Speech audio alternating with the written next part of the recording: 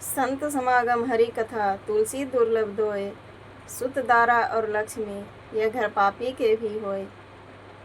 तो तुलसीदास जी ने एक विशेष संदेश दे रहे हैं। वे कहते हैं, इस संसार में भौतिक सुख सुविधाएं जैसे धन दौलत पुत्र पत्नी ये केवल पुण्य आत्माओं के पास ही नहीं होते, बल्कि पापियों के घर में भी देखने को मिलते हैं। तो वास्तव में जो दुर्लभ है वह है सच्चे संत का संग, भगवान की हरि कथा।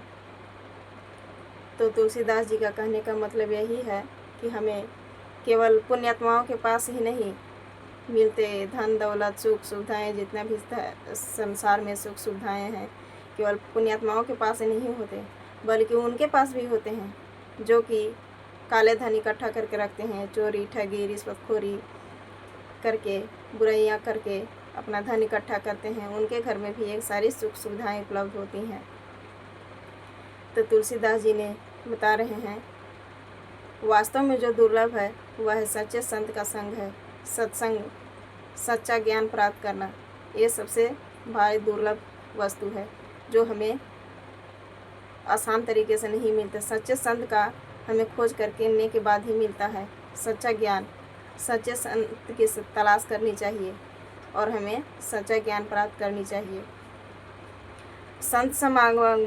संत समागम वह दिव्य अवसर है जो हमें सच्चे ज्ञान भक्ति और आध्यात्मिक जागृति के संपर्क में आने के बाद ही मिलते हैं, आने से ही प्राप्त होता है। भले ही हमें जीवन में सब कुछ हो जाए, सब कुछ मिल जाए, धन दौलत सारी चीज़ें हमारे पास हो जाए, अगर हमें सच्चे संत की संग नहीं मिले तो जीवन व्यर्थ ही होता है। तो तुलसीदास जी हमें बता रहे हैं कि हमें सच्चे संत की तलाश करनी चाहिए, सच्चे संत से ज्ञान प्राप्त करनी चाहिए। मनुष्य जीवन का क्या है? मनुष्य जन्म हमें किस लिए मिला है? मनुष्य जीवन मिलने का उद्देश्य क्या है? मनुष्य जीवन के लिए हमें मनुष्य जीवन किस लिए मिला है?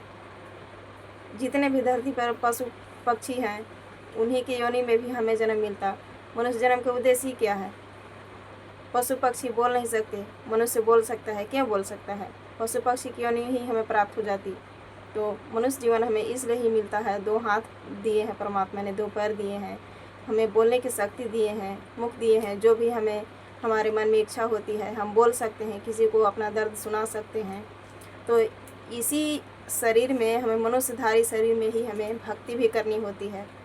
मनुष्यधारी शरीर में ही हम भक्ति प्राप्त कर सकते हैं, अपना भक्ति कर सकते हैं, परमात्मा की खोज कर सकते हैं, सच्चे संत की खोज कर सकते हैं।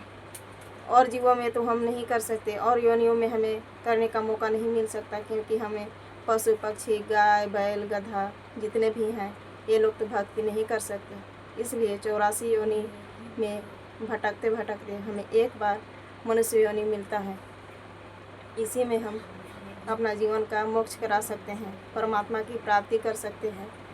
इसलिए जन्म मरण का रोग सबसे बड़ा रोग माना गया है। तो मनुष्यधारी प्राणी के लिए हमें सतभक्ति अपनानी चाहिए और सतभक्ति करके मोक्ष करानी चाहिए, अपना कल्याण करवाना चाहिए। जय बंदी छोड़ की सत साहिब।